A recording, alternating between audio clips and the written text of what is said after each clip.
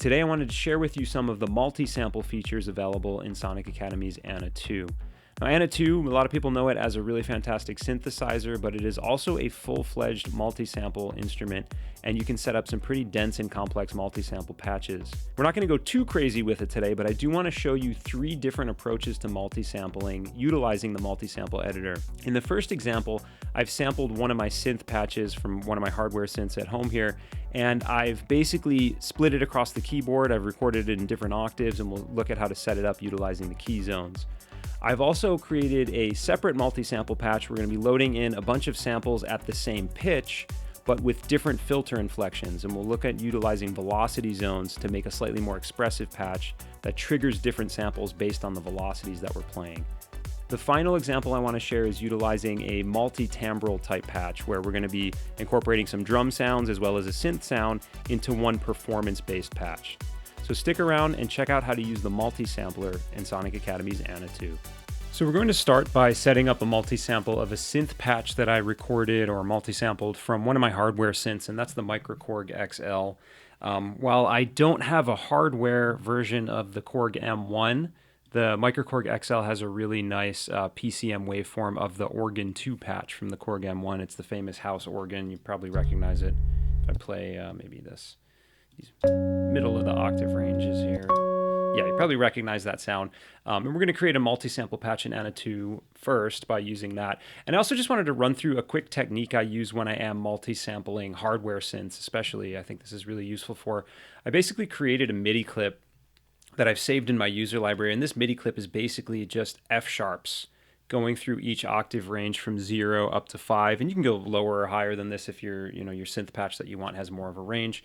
But I find that that's a pretty good range, and it gives me a stride of 12 notes, basically 1 octave across each different octave range. But I find that because F sharp is in the middle, if I'm playing notes higher or lower, I don't really have to speed up or slow down the playback of the sample too much. I know a lot of people do this multi-sampling by sampling C notes, every octave up the keyboard.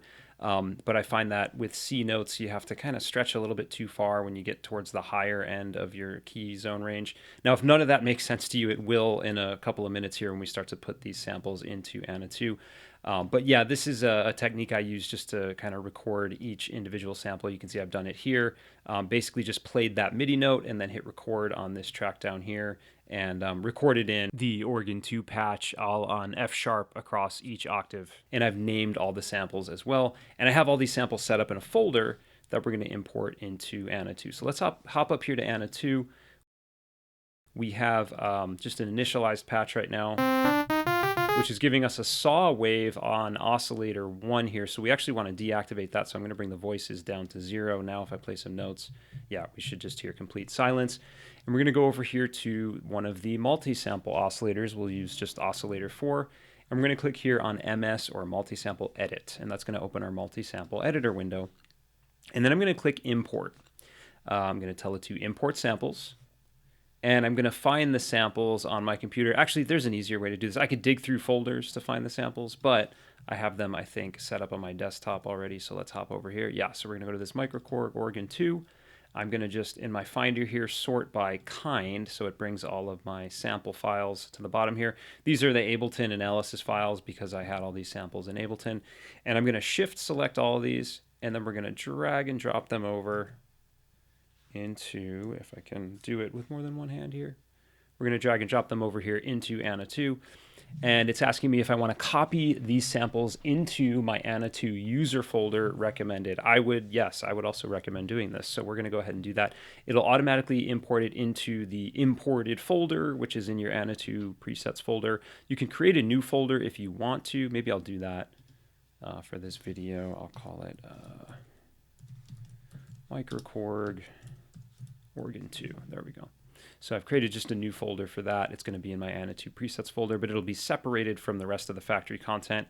We'll hit yes, and then map around the root keys. Right now, I actually don't want to map around the root keys. You can do this, but I don't want to do it because it's not going to automatically detect the root keys, and I'm going to set them up first, and it'll be a little bit easier. So I'm going to hit cancel on that. And then let's go here to the root key first. So let me just explain what's going on here. So we have these different zones. We have the key zones, which is basically telling us which notes on the keyboard have to play in order to trigger a specific sample. We have velocity zones, which are telling us at which velocity does that incoming note need to trigger or need to play at in order to trigger a certain sample. And then we have here root key, where we set the root key for all the samples. Now the root key, if you're not familiar with the term, root key is basically the key that the sample was recorded at. And I've noted that in the names of all the samples here from F#1 going up to F#5. So I just need to adjust these quickly. So we'll click on the first sample here and we'll move this to F#0.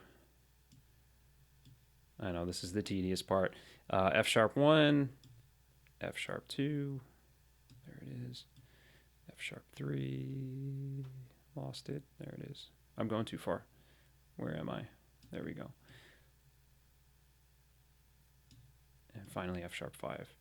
Okay, now that we've set that up, we can go back over here to zone. And it looks like it actually did a pretty good job mapping them for me already. But let's just double check. If we multi-select all of these by holding Shift and selecting all of them, I can right-click and I can select key ranges, map around root keys, and it just shifted them over a little bit for me so that they're all properly mapped here. So basically that means that the F sharps are going to be in the center of the range of each of these key zones, meaning that if I play, if I play a little bit higher than the root key, I'm going to speed the sample up. If I play a little bit lower than the root key, it's going to slow the sample down. But if I go any lower than that, it's going to trigger a lower octave sample on the keyboard. So it's just going to keep this multi-sample sounding a little bit more natural. Let's test it out and see if it plays well. I got a MIDI clip here. Actually, before I do that, let's go to the sample tab here. This is where we can click on each individual sample that we've loaded in and modify some of the parameters. For example, the gain. I think I do want to gain all of these up. So I'm going to select all of them again, just holding Shift and clicking on the top and the bottom one there. And we'll go to gain and I'll pull it up just to 200. And let's just hit a couple notes. Yeah, and that's a pretty decent volume, but if I want more volume, I could turn the multi-sample oscillator's volume up a little bit more if needed. And then let's go hop over here into my session view. And on this first track, I just have a couple of example clips that I'm going to use here. Let's play the first one back here.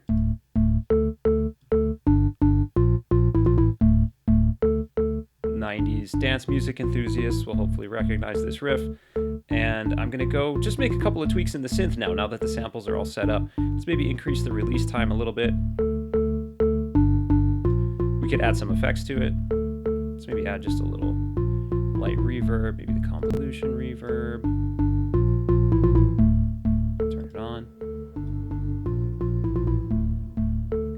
Maybe a tiny bit of delay. A little ping pong delay. A little slap back there. So yeah, we can use all the synthesis potential of Anna 2 to modify how those sound. We can process them through the various effects, etc., adjust envelopes, things like that, filter. But I kind of like how it sounds, so we're going to leave that patch as it is for now. Let's maybe throw some drums with that. Bring this track in.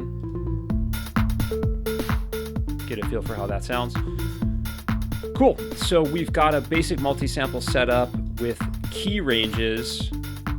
Let's take a look at a different example. I'll stop the playback here. Let's take a look at a different example where we're utilizing the velocity ranges in a slightly different way with a slightly different sample. So now let's look at a slightly different approach to multi-sampling using velocities. And several multi-sample patches, if you kind of open them up and dig through them, will utilize both velocity and key zones. But I wanted to do something a little bit different. This is a fun thing I like to utilize when I multi-sample synths.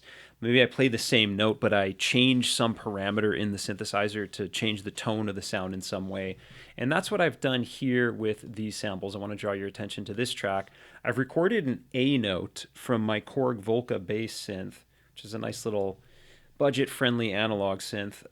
And I've recorded an A note repeatedly, but if you take a listen to each one of these samples,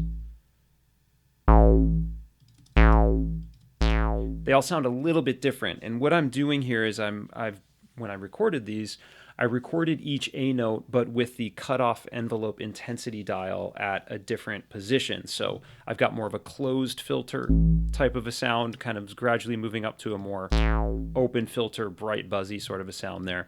And so I want to utilize velocity zones to trigger these different samples based on the velocities that I'm playing. In other words, when I play higher velocities in ANA 2, I want to trigger this sample where the filter is more open.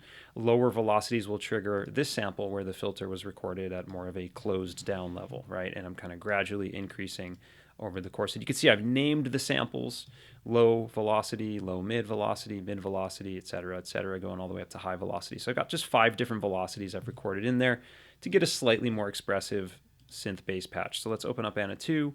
I've reinitialized it, but let's make sure oscillator A is not playing, so we'll set that to 0 for the voices.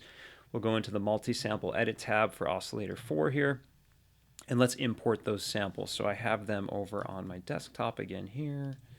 Let's select all of them, and let's flip back over to Ableton and ANA 2, and we'll drop them in, and we will import them into the user folder. I'll just make a new folder for this. We'll call it vocal basses. There we go. Yes, we want to import those, map around the root keys. Yeah, let's see what happens. I don't know if it's going to read the root keys, but yeah, it did this thing where the root keys are all at C3 still. So I just want to set them all to A because, again, I just recorded the same pitch here. I didn't record different pitches. All I did was change the cutoff intensity from the envelope to get different filter settings, filter tones on the sound. So we'll bring these down to A2. And notice when I have a multi-selection of samples, it looks like I'm only adjusting the root key for one of them. But when I let go of it, it'll actually move it for all of them, which is really convenient. So I want to set them all to A. And then for the zone, let's see if I right-click and I select all these, map around the root keys, maybe? Just set them all to A2, but that's fine. We can actually multi-select all of them again, extend one all the way out to the right, extend the other one down here all the way out to the left, and it should map them across the entire key range. So now every sample is playing whenever I play a note. So let's see how this sounds. Yeah, it just sounds a little phased out and messy right now.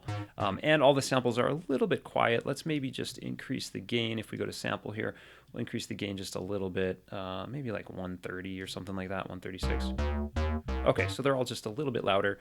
But yeah, we don't want them all to play on top of each other. So here's where we'll utilize the velocity zones to tell the ANA 2 to trigger a different sample based on my note velocity. And I want lower velocities to trigger the sample that is more kind of closed down, and higher velocities to trigger the sample where the filter is a bit more opened up. So let's actually reorder these. I'll keep the high one on top. We'll do the mid-high one right below that, the mid one in the middle. And I was having issues with this earlier where sometimes it just stops wanting to move these things around. Yeah, it's doing it again. So I'll just organize these as best as I can from top to bottom, but if it's not perfect, that's okay. High, mid-high, we got low here, low, mid, and mid. Can I move mid to the middle? Maybe. Yeah, it's not letting me. That's all right. Okay, so we'll just start with the low one, and I'm going to set the velocity range here from 0. We'll go about 25. We'll do like a stride of 25 velocity for each of these. So we'll go from 0 to about 25. And then that's low. Let's go to low, mid. We'll do 26. To about 50. Oh, no, I messed it up. Yeah, this is a little bit tedious. ANA 2 developers, guys, Sonic Academy, if you guys want to add the ability to type in the velocities here, that'd be really cool. Maybe in a future update. But anyway, I'll speed this up and you can see what I'm doing and how I'm setting up these velocity zones. Okay, so I know it looks a little all over the place because I couldn't reorder these things, but let's just make sure our high velocity is going from 101 to 127, the high mid velocity from 76 to 100, the mid velocity is from 51 to 75, low mid 26 to 50, and then the low is 0 to 25. Great. So depending on the velocity I play, I'm going to get a slightly different sample triggering. We can take a listen to how it's impacted by incoming velocities. So I got a MIDI clip here of just 4 notes, all at different velocities. And you can hear how the accent of those notes is affected by the velocities because we're triggering a sample with a more open filter versus a more closed down filter. So we can get a slightly more expressive sound. And then of course we could go in here to our synth. Maybe we'll up the release time a bit. Add a little stereo chorus to it. Maybe add some distortion. We got, and of course have fun with Anatu's effects. Very cool. So the next example I want to look at is how to set up a multitimbral type multi-sample instrument using different sounds, different samples, and mapping them in different places across the keyboard. We'll be using a few drums here as well as a synth sound. And this is very much inspired by one of my favorite bands of all time, Depeche Mode, particularly the keyboardist Alan Wilder. He used to use this technique on stage. He was one of their main keyboardists through the 80s and 90s, and he would use these kind of multi-timbral patches on the EMU emulator where he would put some drum sounds on the lower part of the keyboard and then some synth sounds on the upper part of the keyboard so he could effectively play drums with his left hand and keys with his right hand. And we're going to create a patch that's very much inspired by that today. So we'll go into the Multisample Editor. We got our initialized patch. Let's turn the voices down on oscillator 1 so we don't hear that. Go to the Multisample Editor, and I want to import a folder full of drum samples, Depeche Mode-esque drum samples. Actually, they're Don't Tell Anyone, but I actually just ripped these samples from the song People Are People. I just kind of cut up the intro part of it with the drums, and we just grab all these samples, and we will drag and drop them into our import window. I will drop them into, I created a drums folder for my Anatu user library. We'll drop them in there, we'll hit yes, and there aren't really root keys to map around, so we're going to hit cancel on that. And then I'll set the root key first. What I actually want to do is start by setting all of these at the root key of C1. Remember, the pitch doesn't really matter here because these are drum samples. So what's going to be more important here is that we will need to adjust the root key, but we're going to have to set the zones up. And the idea here is we want the zones not to be big ranges like this, but I just want individual keys to trigger these individual drum samples. So let me reorder the drum samples first. Hopefully it lets me do this. I've been having bugs with, I don't know if it's Anatu or my operating system or something, but it doesn't always let me reorder these samples. Okay, it's doing it right now. Let's hope it stays. Okay, snare. Because I have an order I want to put these in. Okay, 1 and 2, clang, 1 and 2, pop. Okay, perfect. That's the order I want. So I'm going to select all of these. And then what we're going to do is right click, and from this context menu, we have this very handy key ranges map consecutively drums. So designed specifically for drums. And you can see what it's done is it's taken my kick, my 2 different snares, these clang sounds, and the pop sound. It's mapped them one by one to different keys starting at C1. So each semitone moving up from C1 is going to trigger a different drum sample. So let's test that right now. And then let's also turn the gain up on these samples as well. So let me shift select all of them, go to the sample edit tab here, just bump the gain all the way up to 200.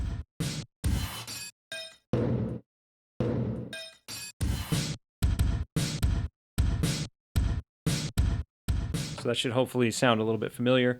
The next thing I want to do, because I'm noticing as I play the samples, they're kind of getting gated. They're sort of cutting off abruptly. That has to do with the release time in our Anatu synth patch. So let's just close out of the multi-sample window for a second. We'll go to the release time here, and let's just bump that up a bit, maybe a couple of seconds. Yeah, and then as I hit the samples, we'll hear them play all the way through to the end. We can even turn the volume up here a little bit as well. That sounds good. Go back into our multi-sample editor, and then the root keys, let's just check these. These are all actually going to be off. The kick is going to be fine, but all of these are going to be off by just a hair here. So let's map these consecutively the same way that we did, and I have to just do that manually here, but that's fine. Just so when I play those notes, they're pitched the way they were recorded. Right now, they're, aside from the kick, all of them are just slightly off by a bit, but they should all be in tune with the correct root key set now. Okay, great. So then we're going to add another sample to our multi-sample editor here. This is going to be a synth sound that we're going to map across the rest of the keyboard range here. So let's go to import, or actually, let me just drag it in again. I have the folder close by here in my bounces folder. We're going to go to this lead fast fashion, and we're going to drag that in here. We'll put it into, let's make a leads folder. I haven't done that yet. Import it, yes, and then map around the root key. Sure, will it map around the root key? I mean, the root key is just C3, so that should be good. And then what we want to do is extend the root key set to C3. Perfect. We want to go to the zones. Let's extend the zone. I'll just have the minimum part of the zone go all the way down to F#1, and then we'll go up to the top of the keyboard. By the way, you can select one of the samples here, and you can use the left click to set the minimum. If you just want to click on this keyboard, we want to actually go to F#, and then you can use the right click to click on the maximum end of the range, the right end of the range and the left end of the range, respectively. Left click and right click. So now, if I play higher notes,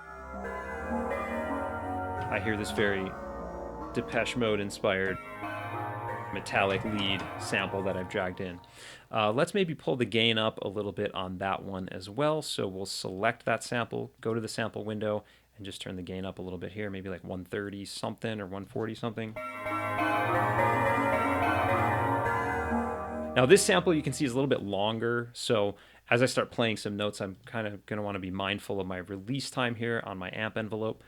But now that that's set up, let's play around with a couple of different clips here. So I have this clip that I've labeled Multitimbral A. This is just going to be triggering the drums, so we'll get a little bit of a drum pattern here.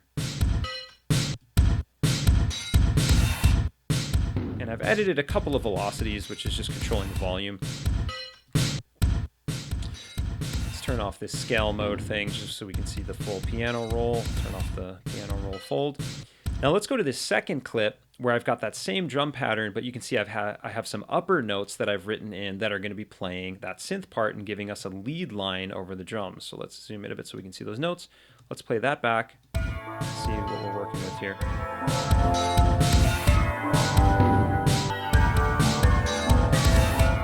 And I'm realizing the pitch of that lead is a little bit lower than I wanted it to be. And I'm actually glad that happened, because you may notice that every once in a while. And to fix that, I just got to adjust my root key. Let's go to this sample. We'll go to the root key settings. I think I actually want to set the root key to C2, not C3. Let's take a listen to that, just because it sounds like it's pitching it a little bit too low. Let's take a listen. There we go. So because it thought the original pitch was C3, and I'm playing relatively low notes in my MIDI clip, it had to pitch it down a whole lot to trigger these notes. But now that it thinks my root key is C2, which is right here, it's much closer to the range of the notes that I'm playing, so it just sounds more like I expected it to. So now, if I was playing this on the keyboard, as I said, I could trigger these drums with my left hand, and then play the synth with my right hand, which is exactly the type of thing that Alan Wilder would have done on stage and did do on stage in many of Depeche Mode's live shows. So yeah, those are a few different approaches we can take to multi-sampling in Anna 2. I mostly use Ableton's sampler for this type of stuff, but I'm really enjoying using Anna 2 and just kind of discovering that it is a full-on multi-sampled instrument. So maybe you're just using, if you are an Ableton user, maybe you're just using Ableton Live Standard, you don't have access to sampler, but you have Anna 2.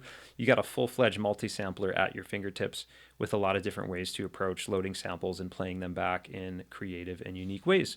So I hope that this tutorial has shed a little bit of light on the powerful features in Anna 2's multi-sampler, and I hope to see you all again soon on another Sonic Academy tutorial.